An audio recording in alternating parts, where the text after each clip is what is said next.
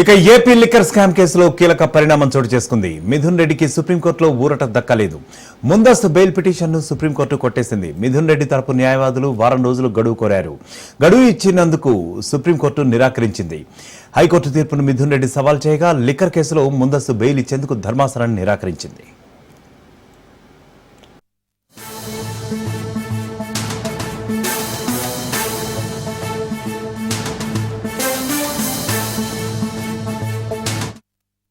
ఇక case ఛార్జ్షీట్లో MP Mithun Reddy పేరును చేర్చడంతో ఆయన ఏపీ హైకోర్టులో ముందస్తు బెయిల్ పిటిషన్ కు దాఖలు చేశారు. కానీ ఆయన పిటిషన్ విచారణ చేపట్టి పూర్తి వాదనలు విన్న ధర్మాసనం బెయిల్ పిటిషన్ ను కొట్టివేసింది. దీంతో మిథున్ రెడ్డి హైకోర్టు తీర్పును సవాలు చేస్తూ దేశ అత్యున్నత న్యాయస్థానం సుప్రీంకోర్టులో ముందస్తు బెయిల్ పిటిషన్ ను దాఖలు చేశారు. ఆ పిటిషన్ పై ధర్మాసనం విచారణ చేపట్టగా ప్రముఖ న్యాయవాది అభిషేక్ మను సింఘ్వి ఎంపీ మిథున్ రెడ్డి తరపున తన వాదనలు వినిపించారు. ఈ క్రమంలోనే కోర్టు కీలక వ్యాఖ్యలు చేసింది. అసలు వ్యక్తిని అరెస్ట్ చేయకుండా కేసులో ఛార్జ్ షీట్ ను ఎలా దాఖలు చేస్తారని ఆక్షేపించింది. ఇరుపక్షాల వాదనలు విన్న ధర్మాసనం మిథున్ రెడ్డి ముందస్తు బెయిల్ పిటిషన్ ను కొట్టివేస్తూ తీర్పును వెలువరించింది.